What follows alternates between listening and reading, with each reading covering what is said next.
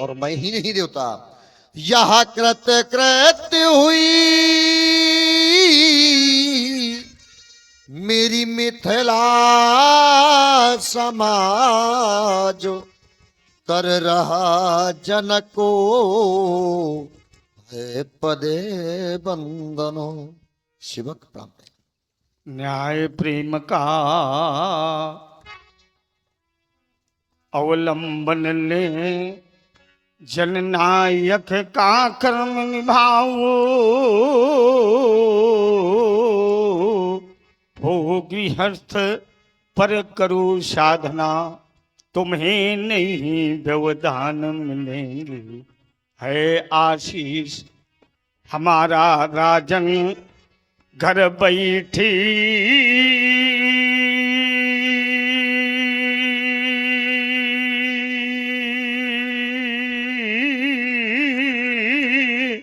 भगवान मिलेंगे। है आशीष हमारा राजन घर बैठे, भगवान मिलेंगे। आयुष्मान भव कल्याण मत। सीए बुलाई प्रणामों करावा। बेटी सीता अति शीघ्र हमारे समीप अति शीघ्र आओ। देखो ना, ये भार्गव परशुराम जी हैं, इनको दोनों हाथ जोड़कर नतमस्तक होकर प्रणाम करो, नतमस्तक होकर प्रणाम करो। बड़ी अद्भुत कन्या।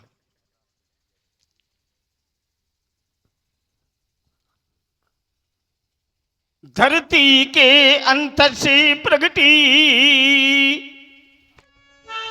जिसे तुम बेटी कह रहे हो राजन, वो मेरे समक्ष आदि शक्ति काली कलारी जगदम्बा मैया शिवा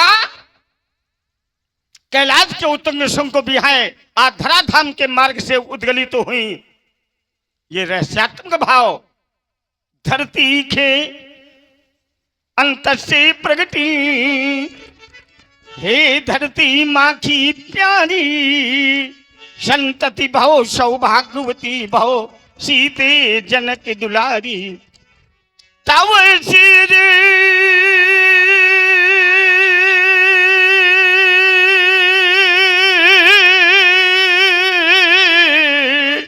सिंदूर लगो रहे, जब लो यमुना की धारा, अखंड सौभाग्यवती भव सीते। यह शुभ आशीष है हमारा, अखंड सौभाग्यवती भव। ले जाओ योगी दुलारी को राजप्रासादों में ले जाओ, ले जाओ जनक विश्वामित्र। आशीष दीन सखी हरसानी, निज समाज ले गई सयानी। विश्वामित्र मिले पुण्यागी,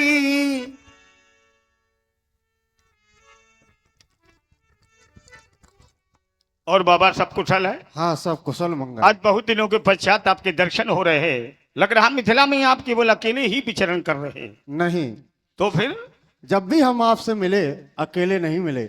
बेटा राम व लक्ष्मण मेरे समीप आओ, देखो ना। बाबा कह रहे हैं जब भी हम मिले अकेले नहीं मिले। मंदगादन पर्वत पर आप कब मिले? कुछ ना कुछ दिया है आप। जब मेरी अवस्था 5 वर्ष की थी तब क्या आप समूह में मिले? रेवा तट पर आप मिले, अकेले मिले।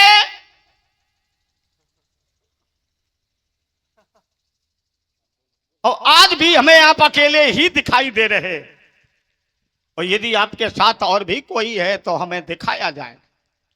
बेटा राम व लक्ष्मण देखो ना, ये भार्गव परशुराम है। तुम दोनों बंधु इनको प्रणाम करो। पद सरोज मिले दो भाई,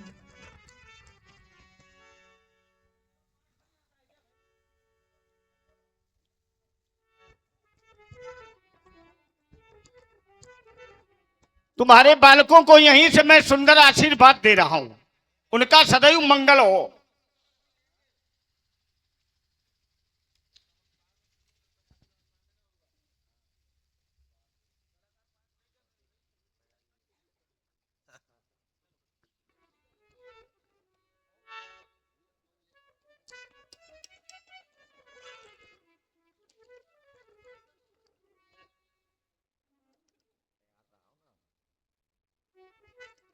ये बालक कहां से लाए हो? अयोध्या से। किशोरों के सुंदर माता पिता कौन है? इनके पिता हैं महाराज चक्रवर्ती दशरथ। माता?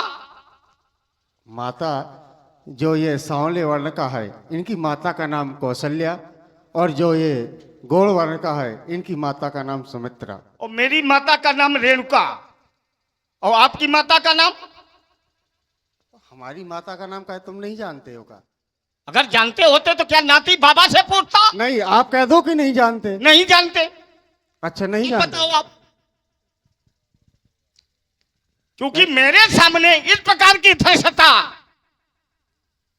व्यास जी आपने भी सुना, अब वो होगा जो कभी स्वप्न में नहीं सोचा होगा। जब मैंने कहा इस पुत्र की माता का नाम, तो आपने इसकी भी माता का नाम बता दिया। हमने तो सोचा एक ही की माता के पुत्र है, सहोदर है। तो हृदय में भाव आ गया कि जहां मैया का कर्म चल रहा है, तो हम अपनी मैया को पीछे क्यों करें। हम भी इसी के श्रृंखला में अपनी माता को पिरो दिया चाहता हूं। आप भी अपनी श्री माता का नाम इसी माला में पिरो दे, तो ये अद्भुत माला बन जाए, दिव्य माला बन जाए। गंगा यमुना सरस्वती के बीच में तीर्थराज प्रयाग की स्थापना हो जाए। ये मेरे हृदय का भाव है। तो दशरथ के 2 ही पुत्र हैं? नहीं, 4। यहां तो 2 दिख रहे हैं। 2 की आवश्यकता थी तो 2 ही लाए। और 2 कहां करिए? अयोध्या में है। क्यों? इन्हें तुम क्या सोच के ले आए? मैंने कुछ देखा तो इनको ही मांगा। अब देखो व्यास जी, हमारा दोष नहीं, या तो आप वहां अंकुश लगा देते, क्योंकि आप आधार हैं, और आधार के द्वारा ये स्पष्टीकरण किया गया। अस्तु राजपुत्र मम्बाक्यम त्रैलोकस्य नाथना अरीसमुखम जयम प्राप्ति दीर्घायु रामस्य लक्ष्मण। ये सच्ची भाव, विजयी भाव। लेकिन आज जान लोगे, ये हम तुम्हें शुभ आशीर्वाद दे रहे हैं। तुम्हारा मंगल हो, ले जाओ बाबा। देखिए, परशुराम जी ने मिथिला की भारी भीड़ को देखा तो परशुराम जी का क्रोध और बढ़ गया। बहुर बिलोक विदेह सनु परस्पर हो जाता तो भीड़ का क्या कारण है? सीख सुनाओ राजन, इस भीड़ का कारण क्या है? समाचार कही जनक सुनाए, जही जही काजने महीप सब आए।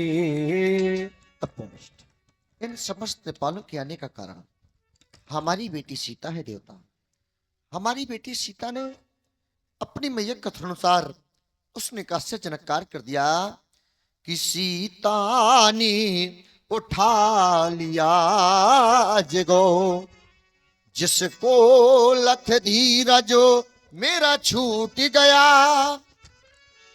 बस उसी समय जहां प्रणय ठाना, प्रणय पूर्ति में अजगो टूटे। सुनत बचन फिर अनत निहारे, देखे चापो खंड मही डारे।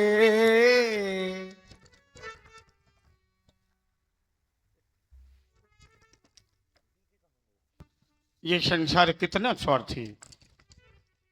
जब तक स्वार्थ रहा, इस दिव्य आयुध का नित्य पूजन होता रहा। जैसे ही पराभव को प्राप्त हुआ, आज इसे प्रेक्षाधार में प्रबुद्ध भक्तों के मध्य में, ज्ञानियों के मध्य में इसके साथ ये उपेक्षा, यही क्रोध का कारण। प्यारे पिनाथ, जो सदैव धर्म के प्रति समर्पित रहा, आज उसके साथ ये हस्त्र। पारिवारिक जन भी अपने परिवार के सदस्य, जब वह सदस्य पार्थियत्व को प्राप्त होता, उसे कुशासन प्रदान करते। ज्ञानियों ने नीति बनाई कि कुश का प्रयोग कहां कहां करना चाहिए। होमे दाने जपे स्वाध्याये पितृ कर्मणि करऊ सदरभु कुर्वीत तथैव संध्या विवादने। इतने कर्म करते समय यदि कुशा का प्रयोग नहीं किया गया तो उस कर्म का फल उस भक्त को कभी मिलता नहीं है, और जब उस कर्म का फल उसे नहीं मिलता तो ये भक्त परमात्मा को दोषी ठहराते। काल ही कर्म ही ईश्वर ही मिथ्या दोष लगाए। हे प्रभु, मैंने तो तुम्हारी बड़ी निष्ठा के साथ साधना की, लेकिन मेरे साथ ये हद, कारण विधा के अनुसार कर्म नहीं किया गया। प्यारे पिनाक, पार वत्या निर्भर्तिरायुधमिदम् यद भर्चितम् निर्मुखे निचवाशुकेन वलितम् यत सादरानन्दिनः भव्यं यत्र पुरारी।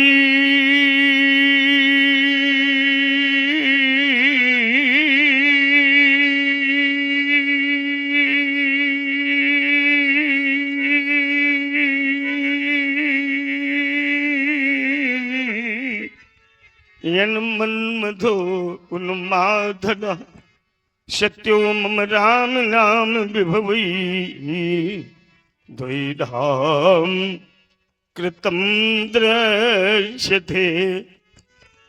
आज अजगो खंडिलख घर यह हृदय फटता है हमारा। आज अजगो खंडिलख घर यह छूटा जग का सहारा है। आज धरती धरती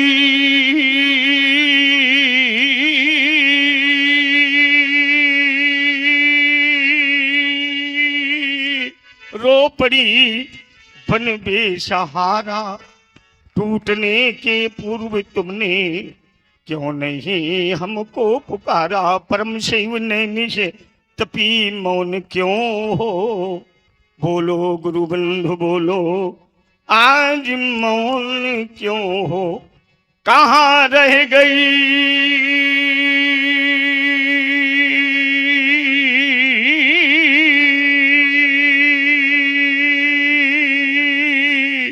शक्ति तुम्हारी। बोलो गुरु बंधु बोलो, आज मौन क्यों हो। क्या मुझ पर विश्वास नहीं था। क्या मैं केवल कहने भर को था। बैरी तन तोड़ गया तेरा, पर मैं तेरे पास नहीं था। लेने को बदला मैं लूंगा, शक्ति न कोई रोक सकेगी। पर अंतस की ज्वाला उर में रह रह कर दहकेगी। बैरी तन तोड़ गया तेरा, पर मैं तेरे पास नहीं था। क्या मुझ पर विश्वास नहीं था। शोक है महान शोक। जाओ बन तुम परम धाम को पधारो। देखता हूं मिथिलापुर समाज में कौन पापी पाखंडी जिसने तुम्हारे साथ ऐसा व्यवहार किया। बोले वचन कठोरा, जनक कहु जड़ जनक धनुष के ही तोरा। किस पापी पाखंडी ने हमारे आराध के पामर पिलाक को भय कहने में भक्त्या सीखना जनक। और यदि पानी से स्पर्श नहीं कर रहे तब वेगी बेगी दिखाव मूढ़ नते आजू। उलटहूँ मही जहाँ लगता वो जहां तक तुम्हारा साम्राज्य लेके परत तुम्हारे साम्राज्य को नष्ट होगा जनक। नाश नाश नाश। अति डर उतर दे नृप नाही, कुटिल भूप हर से मनुमाही। सभे बिलो के लोग सब जान जान की भीड़। हृदय नहरस विषाद कछु, बोले श्री रघुवीर। हे नाथ, भगवान शंकर की धनुष को तोड़ने वाला आपका कोई एक दासी ही होगा मेरे महाप्रभु। नाथ शंभु धनु भर जनिहारा, होई क्यों एक दास तुम्हारा आया सुकाए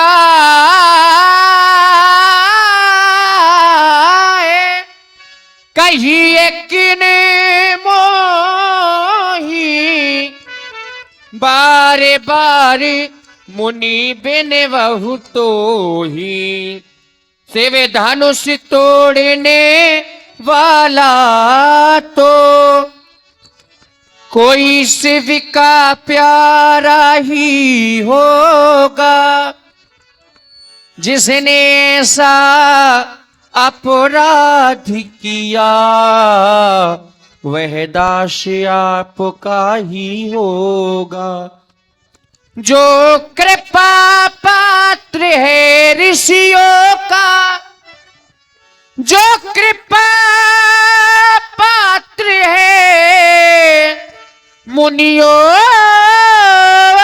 का वे कभी किसी से डर सकता है जिन पर है कृपा ब्राह्मणों की ये कार्य वही कर सकता है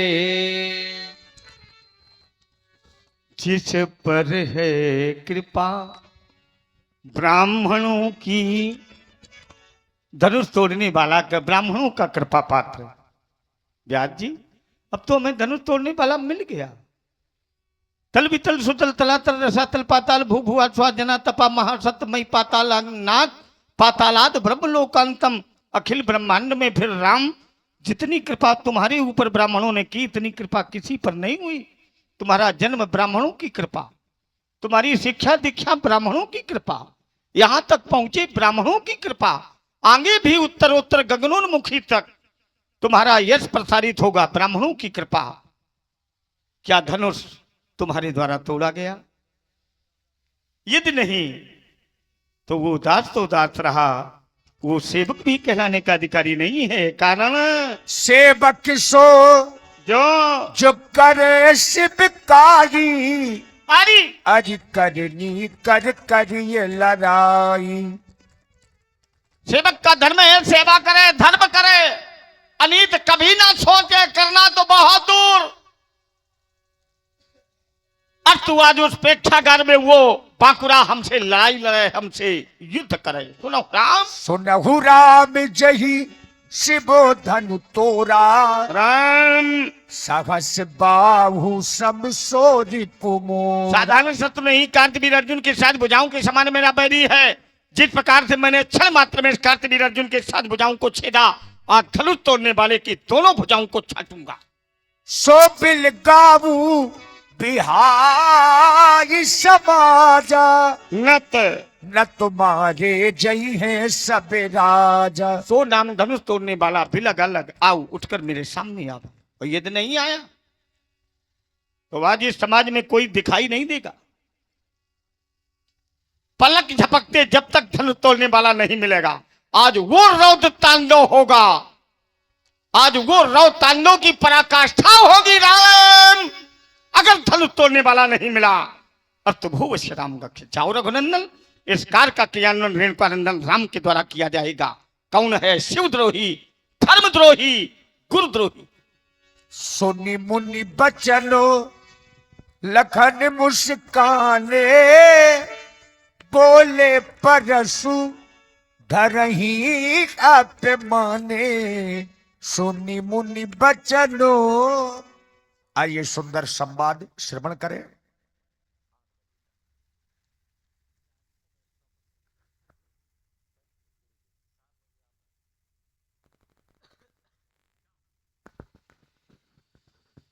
सुना आप सभी लोगों ने श्री भार्गव परशुराम जी की वाणी को।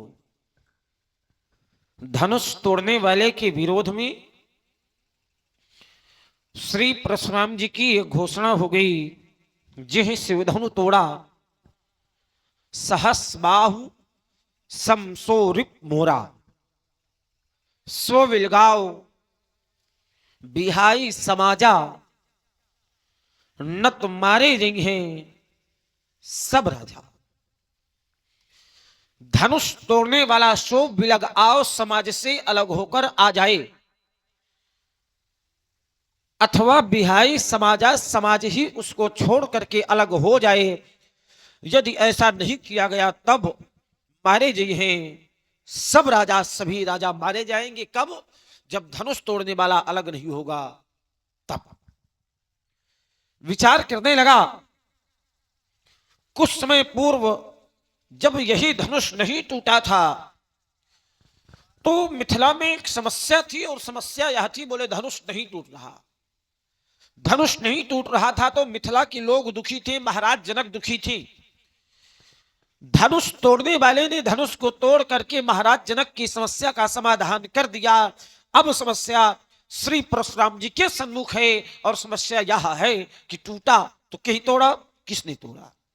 हमारे भैया प्रभु श्री राम जी बड़े ही नम्र एवं सरल स्वभाव के महात्मा जी के समीप पहुंचे, हाथ जोड़ करके बोले, नाथ शंभुधनु भंजन हारा होई क्यों वेकदास, आय सुकाह कही किन मोही। लेकिन हमारे भैया के विचारों से युक्त नम्र वाणी श्री भार्गव परशुराम जी के समझ में नहीं आई। महाराज समर्पण का इससे बड़ा धरातल विश्व में कहीं देखने के लिए हमको मिलता नहीं। आप विचार करो, समाज में कोई बहुत छोटा सा कार्य करता है, बहुत छोटा सा कार्य कर दे, समाज में कोई व्यक्ति बहुत छोटा सा कार्य कर दे, और अगर कोई आकर के ये पूछता है कि यह कार्य किसने किया, तो वह कार्य करने वाला व्यक्ति बड़े गर्व के साथ में कहता है कि ये कार्य मैंने किया, इस कार्य को करने वाला मैं। जो व्यक्ति बहुत छोटा सा कार्य करता है वो भी बड़े गर्व के साथ कहता है कि ये कार्य मैंने किया। लेकिन जिस व्यक्तित्व ने, जिस धनुष को त्रिलोक की शक्तियां नहीं तोड़ पाई, उस धनुष को अकेले एक व्यक्तित्व ने तोड़ दिया, और वो भी कहता है कि दास तुम्हारा, आपका दास है।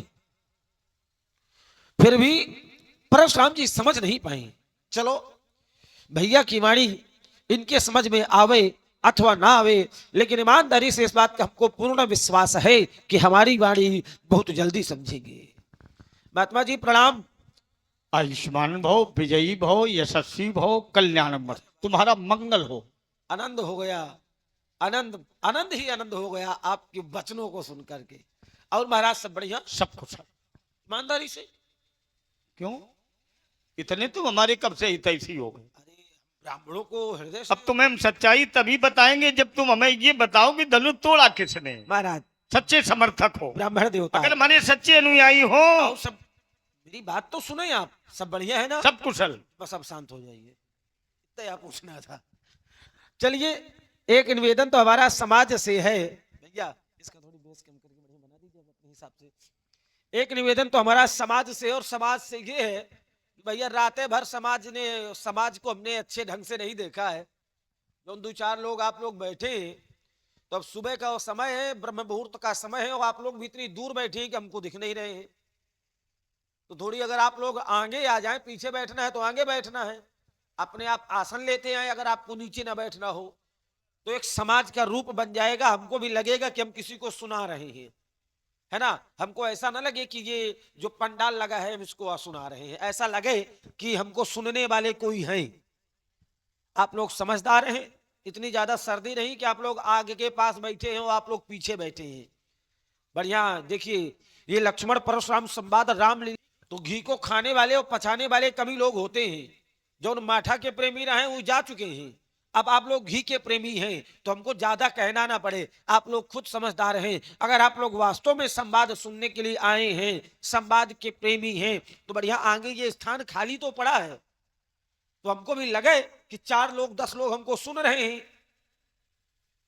बच्चों को थोड़ी सुनना है संवाद, बच्चे तो अभी देख रहे हैं, जब तक देख रहे हैं इसके बाद चले जाएंगे। संवाद तो आप ही लोग सुनेंगे, जिनको ज्ञान है रामायण के विषय में वो लोग संवाद सुनते हैं। और अगर आप लोग बिल्कुल पीछे बैठ जाएंगे तो फिर हम बोलेंगे तो, लेकिन वो हृदय से ना हमारे निकलेगा। बात ये है, इसलिए आप लोग से बड़ा निवेदन है कि अगर समस्या ना हो तो आप लोग आगे आ जाएं, इतनी ज्यादा सर्दी नहीं है। चलिए अब ये देखो, तुम्हारा लक्ष्मण तुमसे कह रहा है, और सबसे बड़ा गंभीर शब्द ये है, हृदय ग्राही की निवेदन कर रहा है। तो लक्ष्मण के निवेदन को आप लोग ठुकरा रहे हैं, उठे और ये सिंहासन अपने छाती से लगाए रखे,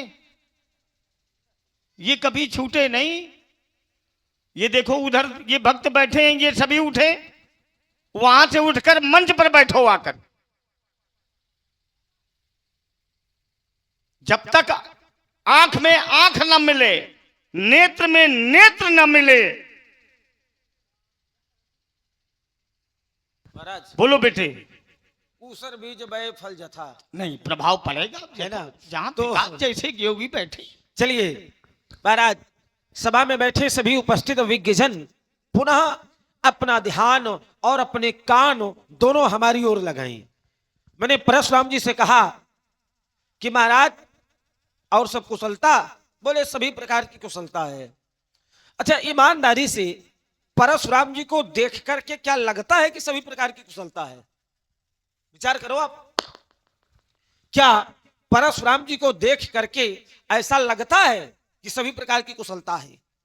जब हम दृष्टिपात करते हैं तो पाते हैं कि अतृष बोली बचन कठोरा, अक्कहु जड़ जनक धनुष के अतृष। अतृष माने अत्यंत क्रोध है, और जहां पर अत्यंत क्रोध होता है वहां पर कुशलता नहीं होती। अगर क्रोध है तो कोई ना कोई कारण जरूर होगा, कोई ना कोई समस्या जरूर होगी, तब तो क्रोध है। तो महाराज ये बात समझ में नहीं आई। आइए, आपने कह दिया जिह शिवधनु तोड़ा सहस बाहु समसो रिप मोरा। धनुष तोड़ने वाले ने धनुष को तोड़ा, तो यह कार्य आपके अनुरूप नहीं हुआ, इस कार्य से आप प्रसन्न नहीं हैं, और प्रसन्न नहीं है, ये व्यवहार आपके अनुरूप नहीं हुआ, तो आपने धनुष तोड़ने वाले से एक संबंध बनाया, उसके कर्मों को देख करके, उसमें दोषों को देख करके कि सहस बाहु समसो रिप मोरा, वो मेरा शत्रु है। धनुष तोड़ने वाले से आपने शत्रुता का संबंध बनाया। हमने ऐसा जाना है, जो कार्य माता पिता प्रभु और गुरु की वाणी के आदेश से किए जाते हैं, उन कार्यों में कोई दोष नहीं होता। ध्यान दीजिएगा, आचार्य कहते हैं मातु पिता प्रभु गुरु कई बानी बिना ही विचार करिए शुभ। माता पिता प्रभु और गुरु की वाणी पर विचार नहीं करना चाहिए, बिना विचार किए शुभ जान करके कर देना चाहिए। कारण उचित की अनुचित किए विचारू, धर्म जाई सिर पातक भारू। अनुचित और उचित का यदि विचार किया जाएगा तो महाराज धर्म चला जाएगा और भारी पाप लगेगा। जो कार्य माता पिता प्रभु और गुरु की वाणी से किए जाते हैं, उन कार्यों में कोई दोष नहीं होता है, कोई दोष नहीं होता।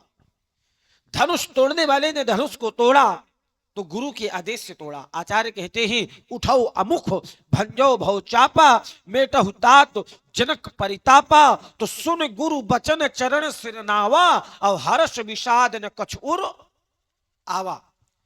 धनुष तोड़ने वाले ने धनुष को तोड़ा तो गुरु जी के आदेश से तोड़ा, और जब गुरु जी के आदेश से धनुष तोड़ा गया है तो फिर परशुराम जी धनुष तोड़ने वाले को दोषी क्यों मान रहे हैं?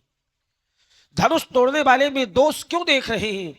बल्कि नियम तो ये कहता है कि जो कार्य माता पिता प्रभु और गुरु के आदेश से किए जाते हैं, उन कार्यों में कोई दोष नहीं होता। जो कार्य माता पिता गुरु के आदेश से किए जाते हैं, वो कार्य अच्छा हो या बुरा हो, आदेश का पालन करने वाले को कोई भी दोष नहीं लगता, कोई भी पाप नहीं लगता। जब कोई दोष नहीं होता है, कोई दोष नहीं देखा जाता है, तो फिर परशुराम जी धनुष तोड़ने वाले को शत्रु क्यों मान रहे हैं? उसमें दोष क्यों देख रहे हैं? क्योंकि नीति ऐसी कहती है कि कोई दोष नहीं होता। अपार क्रोध है, क्रोध का कारण, क्रोध के मूल में धनुष का टूटना। अगर धनुष के टूटने पर इतना बड़ा क्रोध है तो महाराज एक बात बता दें आपको, बहुधनुही तोड़ी लड़काई असरिश कब हूं न किन दोष है। मैंने बाल अवस्था में लड़काई में बहुत सी धनुहियां तोड़ी, तब आपके द्वारा ऐसा क्रोध कभी नहीं किया गया। आज अपार क्रोध किया जा रहा है। कारण ये धन पर ममता, क्या इस धनुष पर आपकी ममता है? और यदि है तो कहीं हेतु, उसका हेतु क्या है, उसका कारण क्या है? पूजनीय, प्रातः स्मरणीय, नित्य वंदनीय, श्रद्धेय श्री भार्गव परशुराम जी बताने की कृपा करें। लक्ष्मण ने कहा तुमने धनुष तोड़ने वाले से शत्रुता बना ली। त्याग जी ध्यान देना,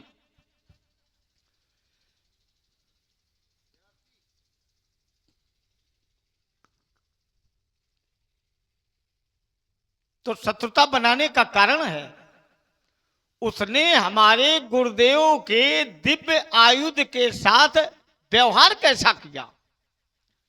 ये संसार क्या है? ये व्यवहार जगत है। जो जैसा व्यवहार करता है उसके साथ वैसा ही व्यवहार होता है, नहीं होता है। ये ज्ञानी विशेष ध्यान दें। यदि आपके साथ सामने वाला व्यवहार अच्छा कर रहा है तो आपका हृदय भी उसके प्रति अच्छा करने का ही विचार बनेगा।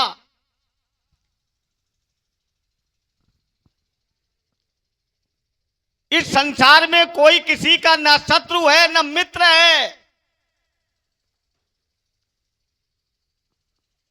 न कश्चित कश्चित मित्रम न कश्चित कश्चित रिपुः व्यवहारेण जायन्ते मित्राणि रिपु वस्तुता। व्यवहार के द्वारा जाना जाता है कौन मित्र है और कौन शत्रु है। इतना तो ये बुद्धिजीवी प्राणी हैं, जितने जीव हैं उनमें से ये मानव बुद्धिजीवी नराश्रेष्ठा, जंतु नाम नराश्रेष्ठा जितने जीव हैं इनमें से मनुष्य सबसे श्रेष्ठ है। उसका कारण उसके पास बुद्धि है, सोचने और समझने की सामर्थ्य है, क्षमता है, इसीलिए तो महान है। लेकिन वही मानव बुद्धिमान होकर के मानव देह धारण करके जब समाज में अनीत करता है, किसी के साथ अनुचित व्यवहार करता है, तो बड़े बड़े ज्ञानी विचार करते हैं कि देखो मनुष्य का रूप लेकर के बुद्धि को धारण करने वाला और आज ये समाज में अनाचार कर रहा है, पापाचार कर रहा है। ऐसे ही मानव धरती पर बोझ हैं, भार हैं। अब सभी भक्त चाहते हैं हमें मोक्ष मिल जाए, हमें पुल मिल जाए। बहुत तीर्थों का सेवन करने वाले हैं व्यास जी, जीवन परमार्थ में लगा दिया। लेकिन महात्मा अगस्त जी ने एक संहिता लिखी है, उसमें एक नीति बनाई कि जो मनुष्य नारी को मारने के लिए अपने हाथ उठाते हैं उसी क्षण उनके जन्म जन्मांतर के पुण्य नष्ट हो जाते। अब बोलो ऐसे तीर्थ का सेवन करने से आपको लाभ क्या मिला? जिसके घर में बहू बेटियां प्रसन्न नहीं रहती, सुखी नहीं रहती, सदैव दुख से ग्रसित रहती हैं,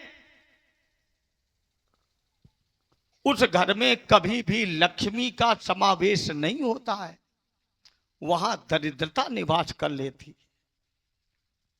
ऐसे कर्म करो जो घर में संपन्नता ज्ञाप्त हो, सभी सुखी रहें, तभी तो हमारा मानव जीवन धर्म श्रेष्ठ है। यहां पर दिव्य आयुध का खंडन ये अनुचित है राजकुमार लक्ष्मण, इसीलिए मैंने धनुष तोड़ने वाले से शत्रुता ज्ञापित की है। लक्ष्मण ने कहा आपने उसके कर्म से ऐसी धरती बना ली क्रोध की। हाँ, अवश्य में वो ब्रह्मवाणी कहती है, अवश्य में वो भोक्तव्यम कृतम कर्म शुभाशुभम, जो जैसा कर्म करता है उसको वैसा ही फल भोगना, भले ही वो लौकिक सत्ता क्यों ना हो। अगर किसी ब्राह्मण ऋषि कन्या पतिव्रता नारी के द्वारा वो श्रापित है तो निसंदेह उसे भी भोगना पड़ेगा। यही धर्म है। कर्म प्रधान विश्व करी राखा, जो जस करी सो तस फल चाखा। तो कर्म की धरती ये बनी राजकुमार लक्ष्मण। धनुष तोड़ने वाले ने इसे तोड़ा। आखिर धनुष ने भी तोड़ने वाले के साथ कोई ऐसा व्यास जी कर्म किया होगा, तभी तो तोड़े गए। हृदय में भाव आया, धनुष ने तोड़ने वाले के साथ ऐसा कौन सा व्यवहार किया, कौन सा ऐसा कर्म किया जो तोड़ने वाले ने इसे पराभव को पहुंचा दिया। रे नृप बालक काल बस बोलत तो इन संहार, धनु ही सम त्रिपुरार धनु विदित सकल संसार। छौना, मैं सुनना चाहता कि मैंने उसके कर्म से ही ऐसा भाव बनाया, तो जब कर्म का भाव तुम्हारे द्वारा हमारे कर्ण कोहरों तक गुंजायमान हुआ तो ये भाव ने जन्म ले लिया। आखिर धनुष ने भी तोड़ने वाले के साथ कुछ अनुचित व्यवहार किया होगा, तभी तो उसने धनुष को तोड़ा है। कोहरा कुमार लक्ष्मण, हम भी विचार करें, ये समाज भी मनन करे, चिंतन करे कि आखिर धनुष के साथ ऐसा व्यवहार क्यों। चलिए सभा में बैठे सभी विज्ञजन पुनः अपना अपना ध्यान हमारी ओर केंद्रित करें। परशुराम जी ने बड़ी तीखी और चुटीली बात रखते हुए, अपना एक तर्क रखते हुए, बिंदु रखते हुए या पक्ष बनाते हुए या प्रश्न रखते हुए वार्ता समाप्त की। बोले धनुष ने ऐसा कौन सा कर्म किया है जिसके कारण उसको तोड़ दिया गया। क्यों भाई, आप लोग भी जानना चाहते होंगे कि धनुष ने ऐसा कौन सा कर्म किया है, जानना है। चलो वैसे भी ध्यान देंगे थोड़ी। कहते हैं कि धनुष ने ऐसा कौन सा कर्म किया है। अच्छा ये बताइए आप लोग कि धनुष वस्तु है या व्यक्ति है? क्या है? तेजी बोलो। जड़ है, वस्तु है। कर्म वस्तु के द्वारा किया जाता है कि व्यक्ति के द्वारा? व्यक्ति के द्वारा। व्यक्ति के द्वारा। कर्म व्यक्ति के द्वारा किया जाता है, वस्तु के द्वारा नहीं। धनुष व्यक्ति नहीं है, वस्तु है। जब वस्तु है तो वस्तु कर्म क्या करेगा भाई? वही है कि कोनो राजकुमार हो तो उसको तो उड़ाया बैठे हो, है? पूछ कैसा रहे कि धनुष ने कौन सा कर्म किया है? धनुष कर्म क्या करेगा? धनुष कर्म करेगा क्या? कर्म व्यक्ति के द्वारा किया जाता है। धनुष अगर व्यक्ति होता तब आप ये बात मुझसे पूछ सकते थे कि धनुष का क्या कर्म है, लेकिन धनुष व्यक्ति नहीं, धनुष वस्तु है। ठीक, एक बात आपकी समाप्त होती है। दूसरी बात, मैंने कहा था बस करो, बस कर लो, नहीं कहो तो उठाओ कुछ।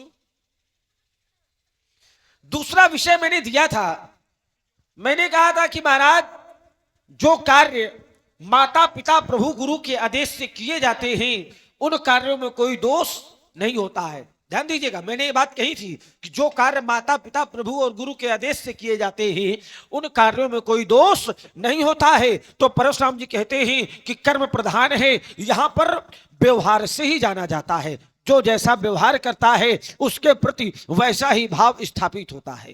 कारण मैंने कहा था कि धनुष तोड़ने वाले को आप शत्रु क्यों मान रहे हैं। महाराज ये बात बनी नहीं, थोड़ी ध्यान दीजिएगा। अब बच यहीं रुको। एक क्षण बात ना ना ना ना ना, पहले बात छोटी छोटी बातें हो, रुक जाओ क्योंकि महाराज एक क्षण, ये नहीं होगा। आपने जो तर्क दिया मैंने उसका उत्तर किया, जब मेरा तर्क है उस पर भी तो टिप्पणी लेते जाओ।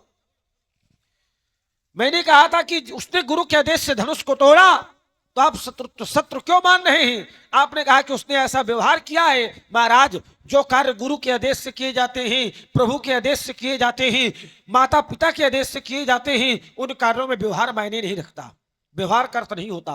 ब्रह्मवाणी का सूत्र कहता है ब्रह्मण्यधाय कर्माणि संगत्व कत्वा करोतिशः लिप्ते तेन पापेन पद्म पत्र मीमांसा। इतना चौक कह रहे हो, अभी तो प्रारंभ है, देखते जाओ तुम। जो कार्य माता पिता प्रभु और गुरु के आदेश से किए जाते हैं उन कार्यों में ठीक इसी प्रकार दोष नहीं लगता जैसे कमल का पुष्प जल में रहता है। कमल का पुष्प जल में रहता है लेकिन जल के अंदर रहता है कि बाहर? बाहर। जल में रहता है लेकिन कभी भी जल में लिप्त नहीं होता। ठीक उसी प्रकार ध्यान दीजिए आप लोग भी, माता पिता प्रभु और गुरु के आदेश से जो कार्य किए जाते हैं उन कार्यों में कोई दोष, जैसे परशुराम जी ने अपने पिता के आदेश से अपनी माता का वध किया था। परशुराम पितु आज्ञा राखी हमारी मात लोक सब। परशुराम जी ने पिता के आदेश से माता का वध किया। अच्छा, माता का वध करना यह अच्छा कार्य है कि बुरा? बुरा कार्य है। परशुराम जी ने पिता के आदेश से बुरा कार्य किया, माता का वध कर दिया, लेकिन परशुराम जी को माता का वध करने का दोष नहीं लगा। संसार में परशुराम जी की निंदा नहीं की गई, बल्कि ये निंदनीय कार्य है, लेकिन संसार में इस कार्य की निंदा नहीं की। क्यों? क्योंकि ये कार्य पिता के आदेश से किया गया था, इसलिए। ठीक उसी प्रकार धनुष तोड़ने वाले ने गुरु के आदेश से धनुष को तोड़ा है, और जब गुरु के आदेश से धनुष को तोड़ा है तो परशुराम जी उसमें दोष क्यों देख रहे हैं? परशुराम जी ने कहा कि ये दिव्य आयुध है महाराज, अगर देखो आपने दिया था बेख, हमसे भी ले आप। दो बातें हैं कि दोष नहीं देखा जाता है जो कार्य गुरु के आदेश से, माता पिता प्रभु के आदेश से किए जाते हैं। तो आप क्यों देख रहे हैं? जैसे आपने अपनी माता का वध किया लेकिन आपको दोष नहीं लगा, कारण क्योंकि पिताजी के आदेश से वध किया आपने, इसलिए संसार ने आपकी निंदा नहीं की, संसार में आप निंदनीय नहीं हुए क्योंकि पिताजी के आदेश से माता का वध किया। ठीक उसी प्रकार धनुष तोड़ने वाले ने गुरु के आदेश से धनुष को तोड़ा, तो आप उसको दोषी क्यों मानते हैं? उसमें दोष क्यों देखते हैं? उसको शत्रु क्यों मानते हैं? दूसरी बात, आपने कहा कि दिव्य आयुध है। महाराज, अगर ये दिव्य आयुध है तो हमने तो जाना है कि दिव्य का कभी भी विनाश नहीं होता। ध्यान दीजिएगा, दिव्य का कभी भी विनाश नहीं होता, और जब दिव्य का कभी विनाश नहीं होता तो महाराज फिर ये धनुष कैसे टूट गया? जानना चाहता हूं थोड़े थोड़े में। आपकी तिथ ने चोट दे दी। देखो, समाज कैसी भी हो, ये हमारा चिंतन है। समाज कैसी भी हो, ऐसा चिंतन दो कि अगर एक भी भक्त के हमारा भाव, ये बेटा इधर की ये बंद करो,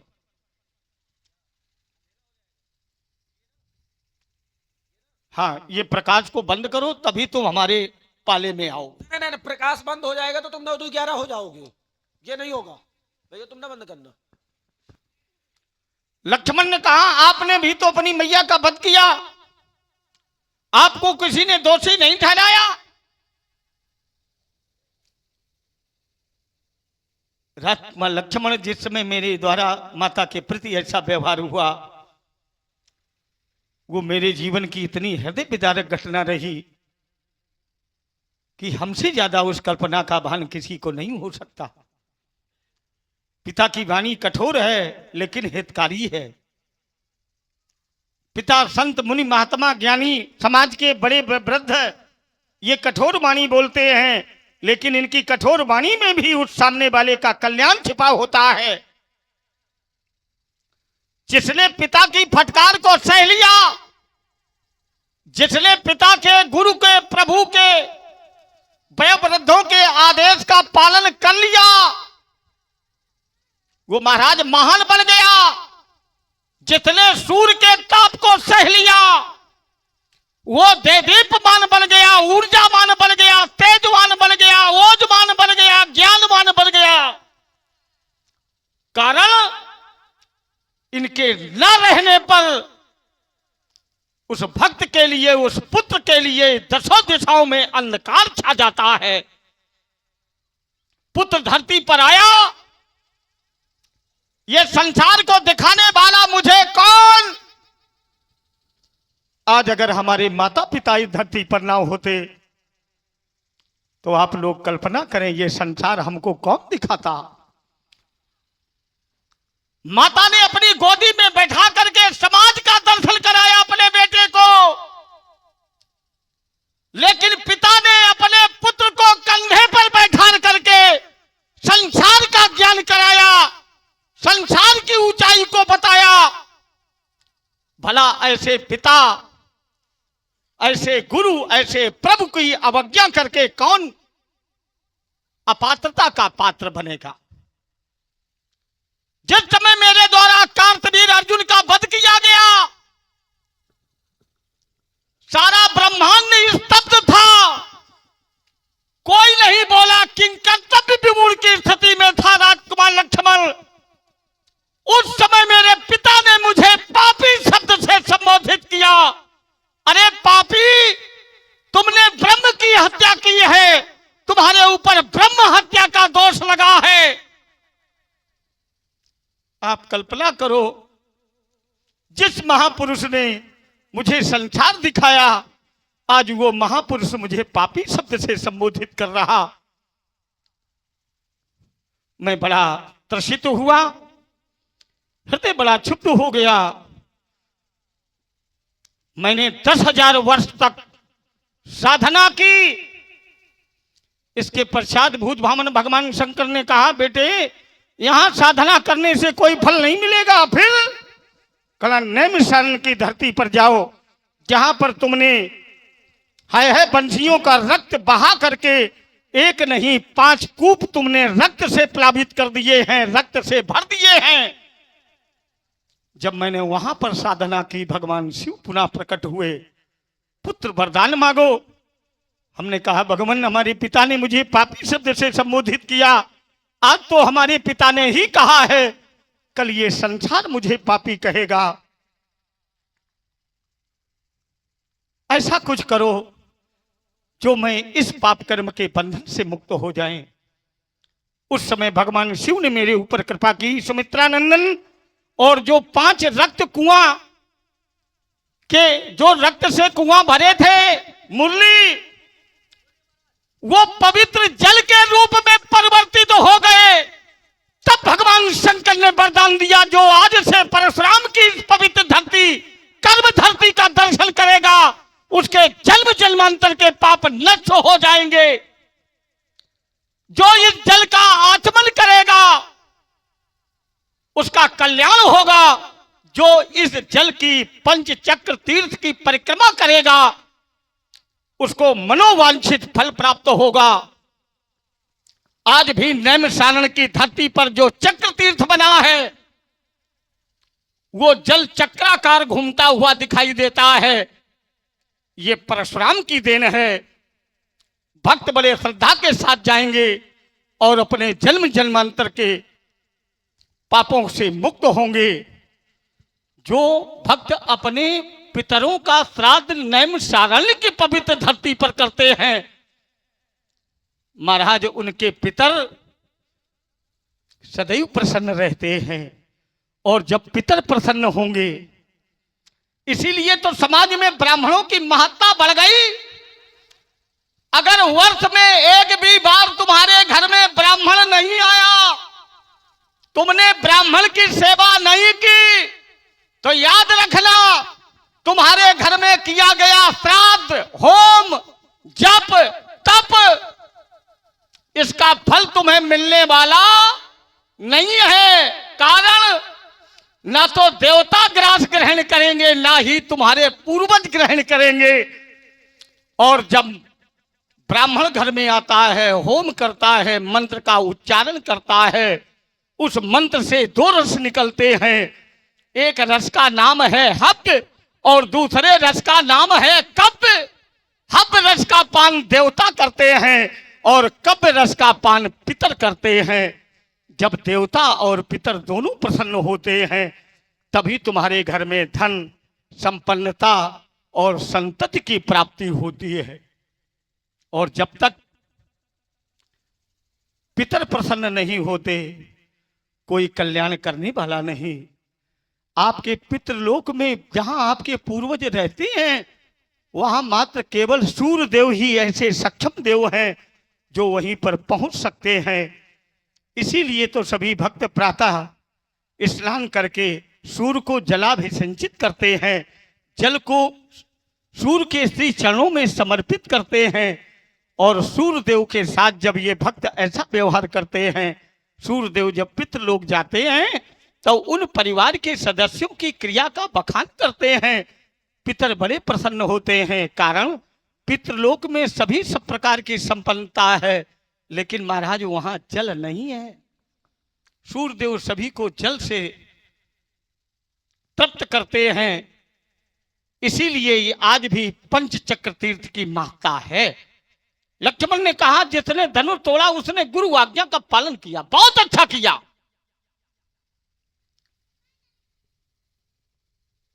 बहुत अच्छा किया, मैं हाथ उठा के कह रहा हूं। लेकिन यदि गुरु जी आज्ञा दे रहे हो तो शिष्य को सोचना चाहिए ये कार्य हमें करना चाहिए कि नहीं करना चाहिए। जैसे हमें आज्ञा नहीं दी, हमारे पिता ने हमको वचनों में बांध लिया कि हमें वचन दो, जो हम कहेंगे वो तुम कार्य करोगे। और एक बार नहीं 3 बार जब हमारे पिता श्री जमदग्नि ने मुझसे वचन लिया तो मैंने वचन दे दिया, जो आप आज्ञा करेंगे मैं उसका पालन करूंगा। क्योंकि हमारे पिता जानते थे कि हमारा राम मात्र भक्त विशेष है, वो ऐसा कार्य नहीं करेगा। अगर इसे वचनों में बांध लेंगे तो परशुराम अपने वचनों से कभी मुक्त होने वाले नहीं हैं, चाहे मुझे युद्ध यमराज से ही क्यों न करना पड़े। लेकिन जब गुरु जी ने आज्ञा दी तो क्या शिष्य को यह सोचना नहीं चाहिए कि यह दिव्य धनुष, यह सनातन की धरोहर है, धर्म का पोषक है, मर्यादा का अधिष्ठाता रहा, क्या इसके साथ यही व्यवहार होना चाहिए? प्रहलाद भी तो था धरती पर, क्या उसने अपने पिता की आज्ञा मानी? एक शिष्य भी तो था राजा बलि, क्या उसने अपने गुरु शुक्राचार्य की बात मानी? एक ध्रुव भी था, क्या उसने अपने पिता उत्तानपाद की बात मानी? उसके पूर्वज मनु जी आए, पुत्र ना जाओ जंगल में, लेकिन मनु की बात भी ध्रुव ने नहीं मानी। परिणाम क्या हुआ? ध्रुव को भी परमात्मा के दर्शन हुए, प्रहलाद को भी परमात्मा के दर्शन हुए, और राजा बलि को भी परमात्मा के दर्शन हुए। क्या किसी शास्त्र ने, किसी वेद ने, किसी पुराण ने, किसी समाज ने, किसी ज्ञानी ने इन महापुरुषों को गलत ठहराया? क्या यह सिद्धांत लगा, माता पिता गुरु प्रभु की वाणी विनय विचार करी शुभ जानी, उचित की अनुचित किए विचारू, धर्म जाए सिर पातक भारू। यदि हमारे गुरु, हमारे प्रभु, हमारे सनातन, हमारे धर्म की मर्यादा पर अगर कोई कुठाराघात कर रहा है, उस समय अगर हमारे गुरु प्रभु और माता पिता आज्ञा दे रहे हैं, तो फिर पुत्र को पीछे नहीं हटना चाहिए। क्यों? नंदन्तु नीति निपुणा यदु वायुस्तुवन लक्ष्मी समाविशतु गच्छतु वा यथेष्टम अद्यैव मरण मृत्यु ग्वांतरे वा न्यायास पथा प्रभ चलंति पदम न धीरा। जो नीति में निपुण लोग हैं, जो धर्म के पर समर्पित हैं, उन्हें अपना पद पीछे नहीं हटाना चाहिए। लक्ष्मण ने कहा, भैया व्यक्ति कार्य करता है कि वस्तु? सबने कहा व्यक्ति करता है, वस्तु कुछ नहीं करती है। तो धनुष है वस्तु, ये कोई अपना कार्य कर नहीं सकती, तो फिर दमकेऊ दामिनी जिम जब लयऊ, ये धनुष अपने आप उठ करके अपने आकार में परिवर्तन किया कि नहीं किया? ये स्वयं उठा कि नहीं उठा? और यदि ये स्वयं उठ गया है तो तुम कह चुके हो, जो स्वयं कार्य करता है वो महान होता है, वस्तु कार्य नहीं करती। मैं इसी जगह रुक रहा हूं। अगर इसमें उठने की, बैठने की, बढ़ने की, घटने की कला नहीं थी, तो फिर ये अपने आप अपने आकार में परिवर्तन कैसे कर लिया? मैं रुक रहा हूं। कहो व्यास जी, आज वो संवाद होगा कि आज इस धरती पर इतिहास बनेगा, क्योंकि इसने हमें चुनौती दी है। कोई बात। अब बोलो लड़काऊ। अब पहला तो मेरा निवेदन है कि जिस प्रकार मैंने अभी तक इतनी शालीनता से आपकी सारी बातें, तर्क, प्रवचन, कथाएं सब सुना, ठीक उसी प्रकार अब आप मेरी पूरी वार्ता को सुनेंगे। ठीक, सभा में बैठे सभी लोग अपना अपना ध्यान हमारी ओर लगाएं। मैं कथा नहीं सुनाऊंगा, ना तो मैं ये बताऊंगा कि तीर्थ करने जाओ तो वहां नहा लेना, ना मैं ये बताऊंगा कि पितर कैसे प्रसन्न होते हैं। हाँ, मैंने जो तर्क रखे हैं मैं उन तर्कों में टिप्पणी जरूर करूंगा, जिसलिए मैं आया हूं, जो मेरा मुख्य कार्य है। ठीक, आइए। पहली बात तो ब्राह्मण देवता के प्रश्न का उत्तर प्रश्न बनता नहीं है, पहली बात, लेकिन फिर भी मैं आपके सभी तर्कों पर टिप्पणी जरूर दूंगा। मैंने दर्शन दिया था कि अगर ये धनुष दिव्य है तो टूटा कैसे। क्यों भाई, सभा में बैठे लोग इस बात के साक्षी हैं। परशुराम जी ने कहा था कि दिव्य धनुष है, तो मैंने कहा था कि अगर ये दिव्य धनुष है तो टूटा कैसे। परशुराम जी ने बताया कि टूटा कैसे। क्यों भाई, अभी तक बताया परशुराम जी ने कि कैसे टूटा। बोले आज ऐसा संवाद होगा। कैसा? ऐसा जाओ जाके भजन करो, चक्कर में ना पड़ो। हमने कहा था कि टूटा कैसे। अगर दिव्य है तो पंडित जी को ये नहीं बताना कि टूटा कैसे, ये बताना है कि पुरखा कैसे प्रसन्न होंगे, ये बताना है कि तीर्थ करने कहां जाऊं, ये नहीं बताना कि टूटा कैसे। आइए, परशुराम जी कहते हैं कि धनुष अपने आप उठ गया, और अपने आप उठ गया इसका ये तात्पर्य है कि धनुष ने कर्म किया। अच्छा, धनुष अपने आप उठ गया। क्यों भाई, ऐसे अपने आप उठ गया। क्यों भाई, धनुष अपने आप उठ गया। अब देखो, मैं अर्धाली पढ़ता हूं, संभाले। आचार्य कहते हैं, बोले गुरु ही प्रणाम मन ही मन कीन्हा, गुरु ही प्रणाम मन ही मन कीन्हा, अवतिला घब उठाए धनु लीन्हा। क्या किया गया? उठाए, धनुष को उठाया। ये नहीं लिखा कि धनुष उठ गया। क्यों भाई, ये नहीं लिखा कि धनुष उठ गया ना, धनुष को उठाया गया। अति लाघव उठाए धनु लीन्हा, अत्यंत ही शीघ्रता के साथ धनुष को उठा लिया।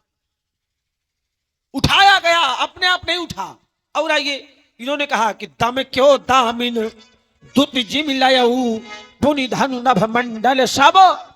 महाराज, ये धनुष के कारण नहीं हुआ ना, ये धनुष के कारण नहीं हुआ महाराज, ये धनुष तोड़ने वाले का प्रभाव है।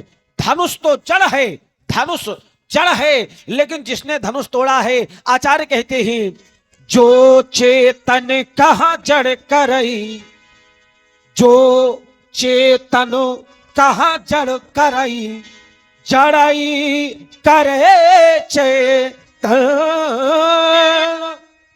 असे समर्थ रघुनायक ही भजहि जीव ते धन।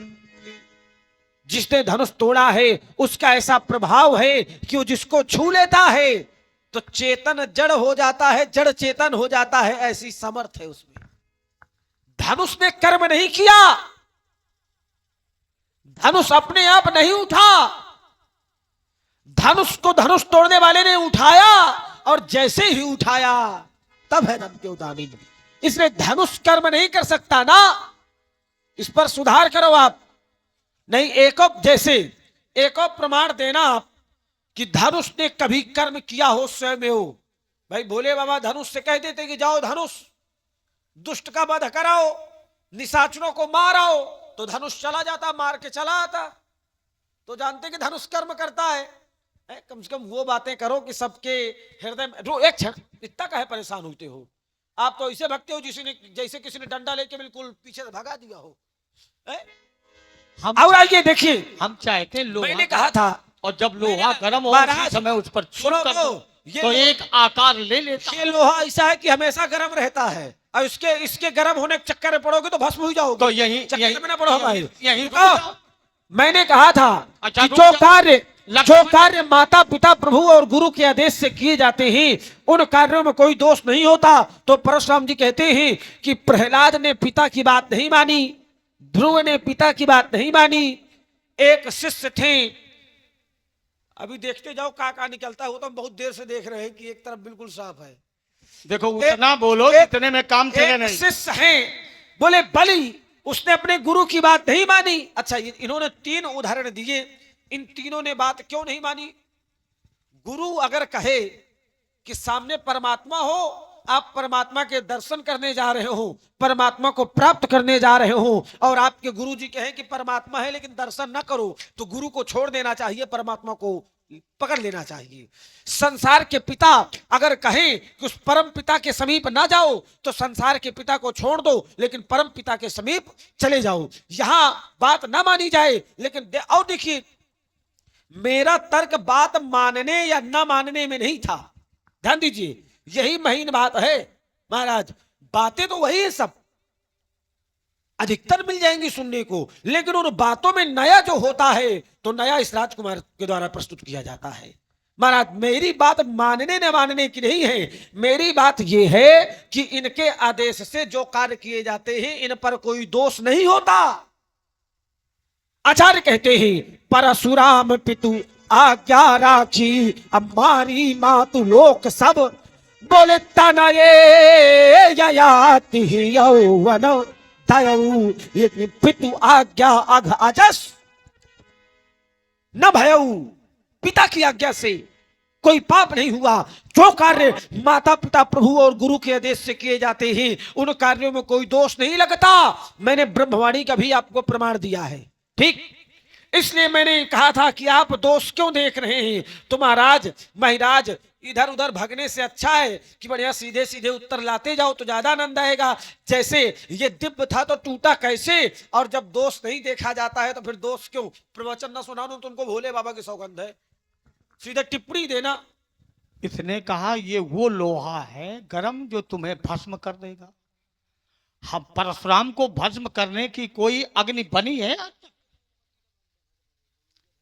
परशुराम को भस्म करने की कोई अग्नि अभी तक बनी है? बोलो। लक्ष्मण ने कहा उसने धनुष को देखो उठाया, और सबने कहा कि यहां तोड़ने वाले ने उठा लिया। अच्छा, धनुष को उठाना यह प्रयास है कि नहीं है? क्यों मुरली, यह प्रयास है? भंजऊ चाप प्रयास बिनु, धनुष तोड़ने वाले ने धनुष तोड़ने के लिए कोई प्रयास नहीं किया।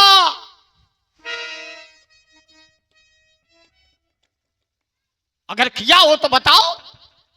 और यदि उसने धनुष को उठाया तो लेत चढ़ावत खींचत गाल है।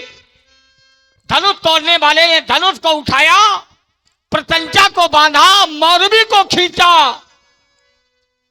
काऊ न लखा, काऊ न लखा। काऊ माने किसी ने, ना माने नहीं, लखा माने देखा। कहो व्यास जी, तो जब उसको धनुष को उठाते समय किसी ने नहीं देखा, प्रचंचा को बांधते समय किसी ने नहीं देखा, तो फिर टूटा कैसे टूटा? अब लक्ष्मण ने कहा उसने गुरु की आज्ञा का पालन किया, फिर उसकी प्रभुता बताई। क्या? जो जल को चेतन करे और जल ही करे चेतन अस समर्थ। तो ये सामर्थ्य तो महाराज केवल सर्वेश्वर में है, विश्वेश्वर में है, परमात्मा में है। मूकम करोति वाचालम पंगुम लंघयते गिरिम यति कृपा तमहम वंदे परमानंद माधवम। ये तो परमानंद की सामर्थ्य है। राजा लोग चले, अब देखो वो वही है जो जल को चेतन करे। राजा लोग चले, धनुष नहीं टूटा। जानते हो क्यों? न प्रभुज बल विदु शिव धनु राहु। राजा लोग जब धनुष तोड़ने के लिए आए तो उन्होंने हाथ को आगे किया। तो हम नहीं कह रहे, ज्ञानियों ने लिखा निपभुज बल विदु शिव धनु राहु। राजाओं की भुजाओं का जो बल है वो चंद्रमा का बल, और धनुष ये राहु। तो ज्योतिष कहता है जब राहु की दृष्टि चंद्रमा पर पड़ती है तो चंद्रमा का बल समाप्त हो जाता।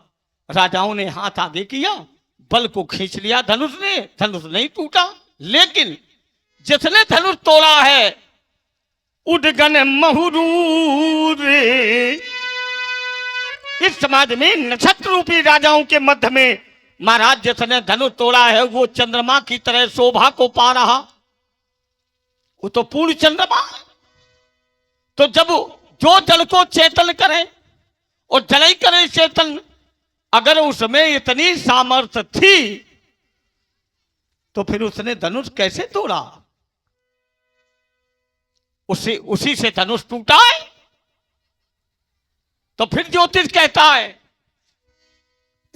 उससे धनुष कैसे टूटा? जब राहु की दृष्टि चंद्रमा पर हो, ठीक उसी समय अगर गुरु की दृष्टि चंद्रमा पर पड़ जाए तो राहु का बल समाप्त हो जाता है, चंद्रमा का बल श्रेष्ठ हो जाता है। धनुष तोड़ने वाले के ऊपर गुरु की कृपा है कि नहीं है, गुरु की दया है कि नहीं है, गुरु का समर्पण है या नहीं है। अगर गुरु की सामर्थ्य से उसने धनुष तोड़ा है तो फिर मुरली, जो जड़ को चेतन करे, मैं इस सिद्धांत को मानने वाला नहीं हूं। लक्ष्मण ने कहा कि वो क्या अपनी इच्छा से उठा? पहले धनुष उठाया तब प्रकाश निकला, या पहले प्रकाश निकला तब धनुष उठाया गया? धमक्यऊ दामिनी जिमि जब लयऊ, तो धनुष टूटने के पहले प्रकाश हुआ कि बाद में? और यदि बाद में हुआ तो फिर धनुष को छूते समय उसको किसी ने क्यों नहीं देख पाया? मैं फिर यहीं पर रुक रहा हूं। देखे कितना लोहा गर्म है। हो गई बात महाराज आपकी। अब तो कथा नहीं सुनाई व्यास जी। सुन ले आप। अब देखो आपने कितने बढ़िया चालाकी की, कैसा दिमाग लगाते हैं आप कि मात्र आप प्रश्न करना जानते हैं, उत्तर करना आप जानते नहीं। बीच में पहली बात तो नहीं, इस बात को आप समझिए। आप जो भी बोलते हैं मैं उसको विष का घूंट समझकर पीता हूं। अब आप भी समझो, पियो। मैंने दो तर्क आपको दिए थे, आप उन बातों के समीप नहीं जाना चाहते हैं, उनको छूना नहीं चाहते हैं। कारण क्योंकि आप इस बात को जानते हैं कि अगर वहां जाएंगे तो ऐसा फंसेंगे कि प्राण ले लेगा लक्ष्मण। आप इस बात को खूब अच्छे से समझते हैं कि अगर वहां जा रहे हैं तो ये हमारे प्राण ले लेगा। मैंने कहा था कि ये धनुष अगर दिव्य है, ये धनुष अगर दिव्य है तो टूटा कैसे? अभी तक परशुराम जी ने बताया कैसे टूटा। क्यों भाई? ये इतना एक क्षण बीच में नहीं, बीच में नहीं ना गलत बात महाराज।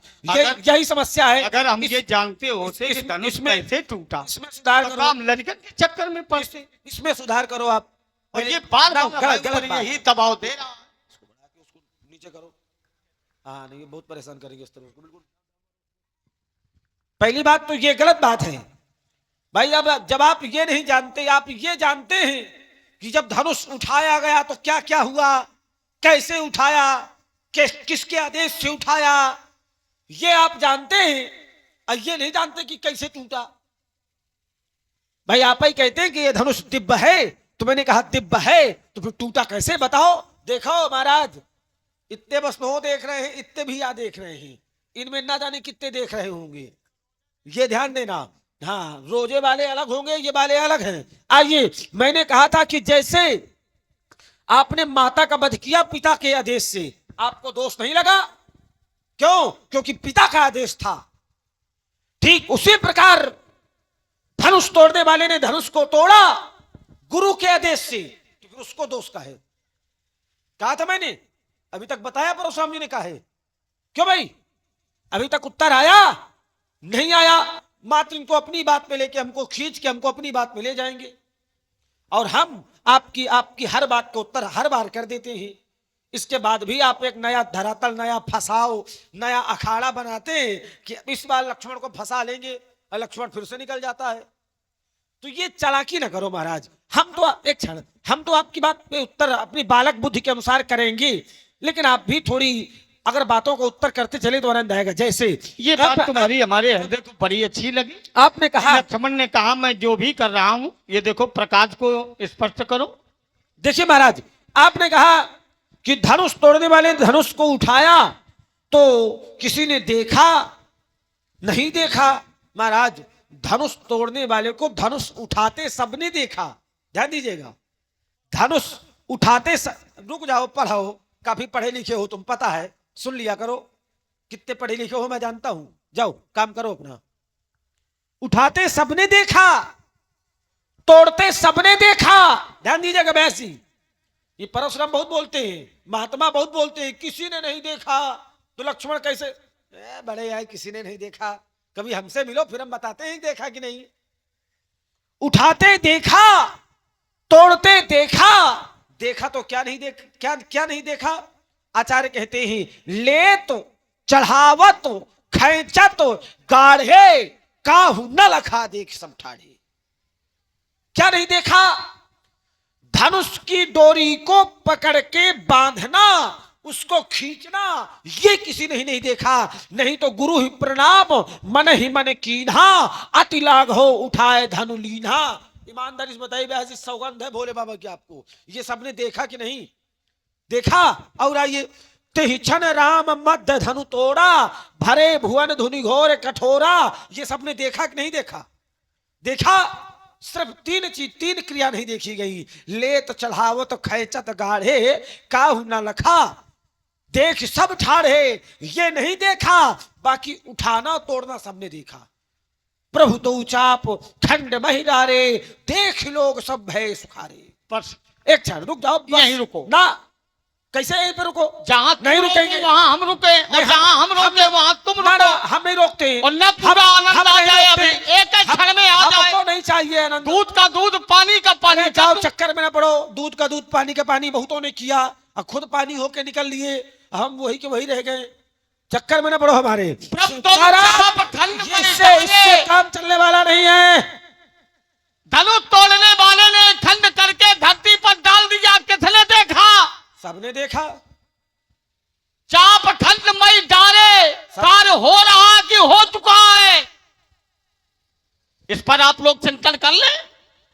उन लोग वो लोग चाप खंड मई डारे, डारे माने कार्य हो गया या हो रहा है? उत्तर मिला, हो गया, हो रहा है।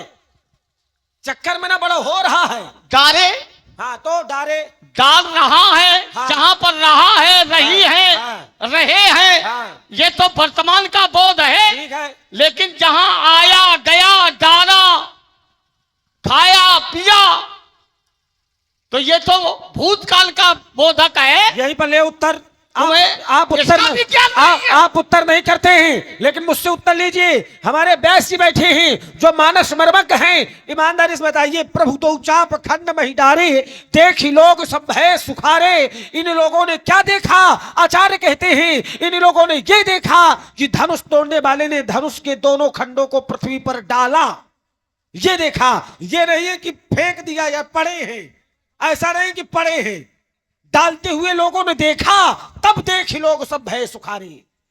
ये जबरदस्ती का प्रयोग हमारे ऊपर न करो, जब और कोई राजकुमार मिले उनके ऊपर करना। व्यास जी तुम्हें और उठाओ, और सुनो, लक्ष्मण की सौगंध नहीं। पहले तो ये बताओ कि जब ये दिव्य था तो टूटा कैसे? हाँ, और सुनो, जब गुरु के आदेश से, पिता के आदेश से कार्य करने में दोष नहीं होता तो आप दोष क्यों देखते हैं? इन पर उत्तर करो। भगाओ ना ज्यादा, मैं भगने दूंगा नहीं। देखो नहीं, ज्यादा चक्कर में पड़ोगे लाल हूं तो ना परस दिखेगा ना परशुराम दिखेंगे, दोनों बिल्कुल। ये समझो, ये बालक बुद्धि है। देखिए, राम जी ने धनुष को इतनी फुर्ती से उठाया है, अति लाघव उठाए धनु लीन्हा। लेकिन माना, बहुत उन्होंने पलक झपकते कार्य कर दिया। बस वही नहीं तो देखा। जब पलक झपकते कार्य किया तो उसके पहले प्रकाश था कि नहीं था? प्रकाश पहले था। पहले था। क्या बात है। सभी भक्त व्यास भगवान और लक्ष्मण जी के लिए जोरदार ताली बजावें, जोरदार ताली बजाओ। मैंने सत्य को स्वीकार किया। अब देखो, जब उसने धनुष तोड़ करके धरती पर डाल रहा था, किसी ने देखा कि धरती पर पड़ा हुआ देखा, सबने देखा। पड़ा हुआ, हाँ, डालते हुए नहीं देखा। नहीं नहीं नहीं, पड़ा हुआ। देखो यही प्रभु सच्चाई। तो क्या बात है ब्यास रुक जी? जाओ, क्या? रुको। बात चाल नहीं। जबरदस्ती का प्रयास नहीं होगा। ब्यास बारी का रुक जाओ, नहीं, सुनो नहीं, पहले। नहीं, देखे चाप खंड में ही डारे डाल नहीं। दिए। डालते हुए, अब सुनो, रुको। डालते हुए। देखो ब्यास जी, हैं। कार्य माने कार्य हो गया कि हो रहा है? अब नहीं, नहीं, हो पूरा रहा। अर्थ करो ना, पूरा। ये गलत। एक शब्द का अर्थ ना करो, मान लो पूरा अर्थ करो। अच्छे अच्छे हो तो अच्छे रहो। हाँ तो कहा हम बुरे हैं का? तुम तो हैं। फूटी आंखें नहीं देखो चाहो। फूट जाए तो भाई, मना कब कह रहे हैं? अब देखिए लक्ष्मण ने कहा तो फिर ये टूटा कैसे? इस संसार में सभी जीव चाहते हैं, सभी प्राणी चाहते हैं हमारा मोक्ष हो जाए। कौन ऐसा भक्त है जो नहीं चाहता हमारा मोक्ष हो जाए? तो महाराज धनुष ने भी विचार किया हमारा मोक्ष हो जाए। जिस समय धनुष तोड़ने वाला आया तो ज्ञानियों ने धनुष तोड़ने वाले के संदर्भ में चिंतन किया। लक्ष्मण ने एक बार नहीं 3 बार मेरे ऊपर बल दिया, आखिर धनुष टूटा कैसे? तोड़ने वाले ने महाराज कोई प्रयास नहीं किया, यह बात बिल्कुल ध्रुव सत्य है। तो धनुष स्वयं उठ गया, स्वयं उठ करके अमुक तीर्थ पानी। धनुष तोड़ने वाले के जो हाथ हैं वो तीर्थ के समान है। तो स्व प्राणम मुमोक्ष, धनुष उठ करके उस तीर्थ रूपी हाथों में स्वयं समर्पित होकर के अपने प्राणों को समर्पित कर दिया और मोक्ष को प्राप्त कर लिया। तो जब मैंने ऐसा अपने ज्ञान चक्षु माध्यम से, चिंतन के माध्यम से जाना, तो मैंने विचार किया कि मैं धनुष तोड़ने वाले को ललकार रहा हूं कि सो बिलगाऊ भी है समाजा, वो अभी तक मेरे पास नहीं आया। यही क्रोध का कारण है, यही प्रसोद का कारण है। अब हमारे सामने भी ऊहापोह की स्थिति है कि जब उसका ऐसा प्रारूप है, ऐसा उसका प्रभाव है, तो आखिर फिर वो व्यक्तित्व मेरे सामने क्यों नहीं आ रहा है? बोले महाराज, यही क्रोध का कारण। बोले। हाँ, अब सुनिएगा आप शांति के साथ में। बता दिया धनुष कैसे टूटा। अब ये मेरा विषय है ना, अब तो तुम्हें आत्मा को शांति मिल गई। ये मेरा विषय। अब मैं बताऊंगा बताया कि नहीं बताया, कहे इतना भड़बड़ा रहे हो आप। देखिए व्यास जी, मैंने भाई परशुराम जी ने कहा कि दिव्य धनुष है, दिव्य। तो मैंने कहा कि महाराज अगर दिव्य धनुष